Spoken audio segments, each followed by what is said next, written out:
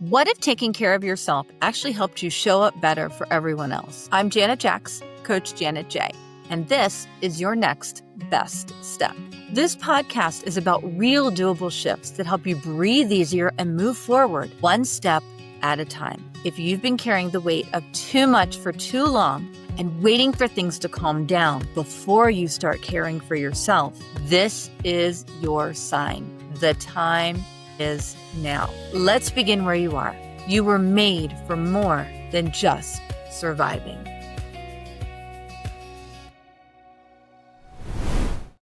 Be honest. How much time did you spend this week scrolling through other people's highlight reels? The friend who meal prepped for the entire month while you ate cereal for dinner 3 nights in a row.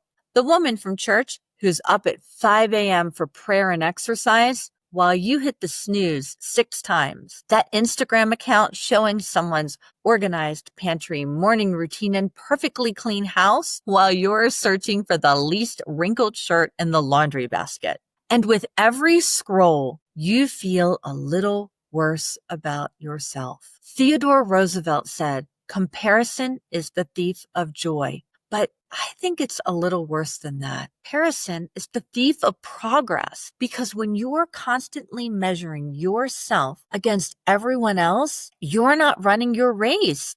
You're trying to run theirs. Here's what comparison does to your brain. It takes your real, imperfect, in progress life and compares it to someone else's curated, highlight reel, filtered life. You're comparing your behind the scenes to their final cut, your rough draft to their published book, your messy middle to their victory lap.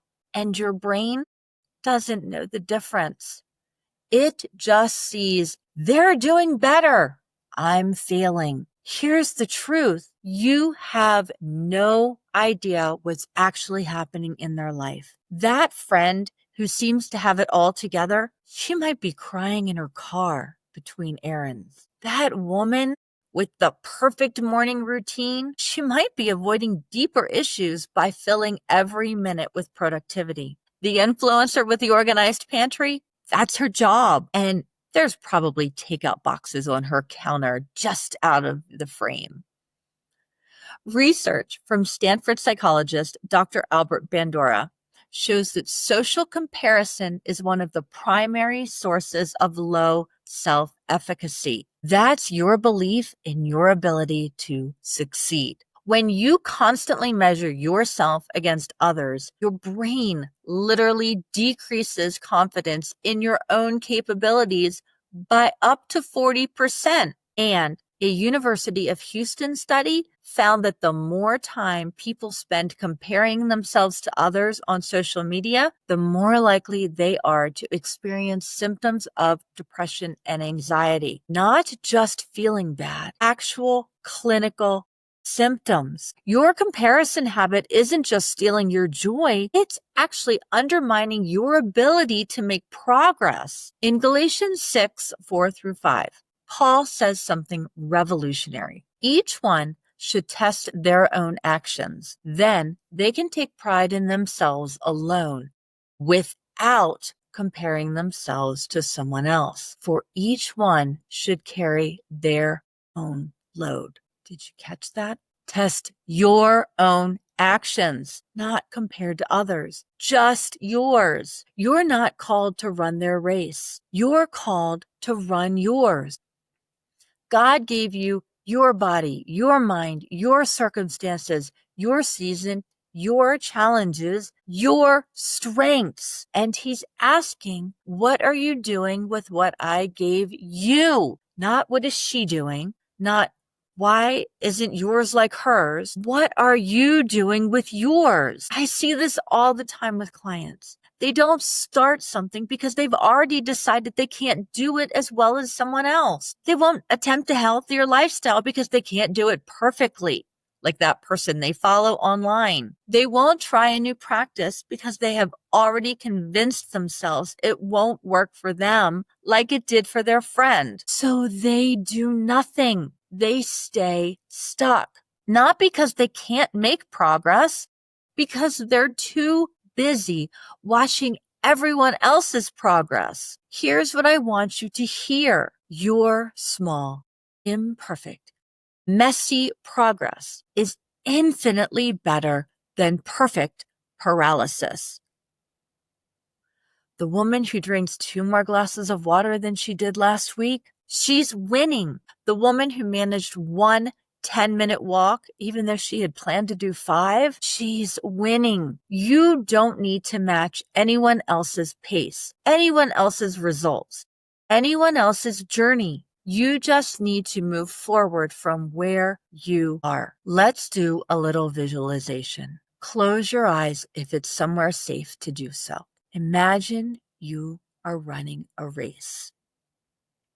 Not a competition race, just your race, your lane. Look to your left. There are other runners. They're going faster, looking strong, seeming to have it all together. Look to your right. More runners, different paces, different styles. Now this is important. Turn your head back to your lane. See the finish line ahead? That's your finish line. Now, open your eyes. How does that feel? This week, I'm challenging you to a comparison detox. Pick one thing that triggers comparison for you. For many, it's social media. For the next 7 days, unfollow or mute accounts that make you feel less than. No guilt, no explanation needed. They won't even know. If an account makes you feel inadequate, inspired but discouraged, or like you're failing, unfollow. Create space in your feed and in your mind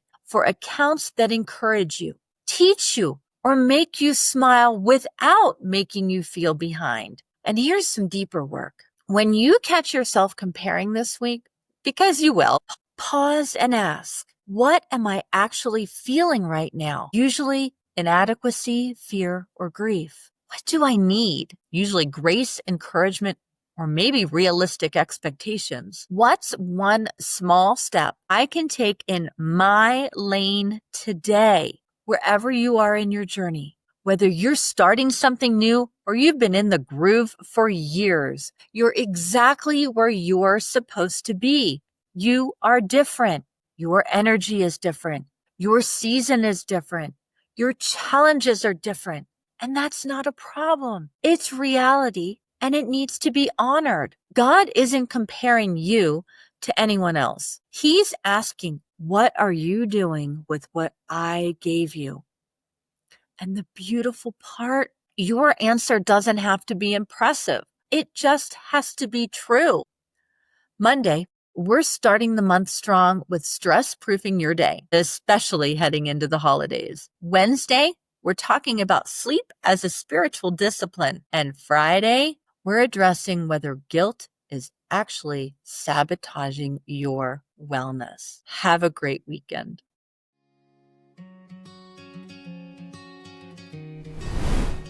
All right, you've got your next step. Small, doable, and real.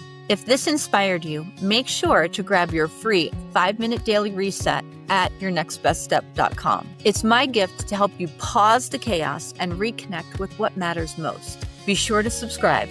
And if someone came to mind while you listened, please share this with them. Remember, you are seen, you are known, and you matter. Be kind to yourself along the way. You are making real change, one step at a time.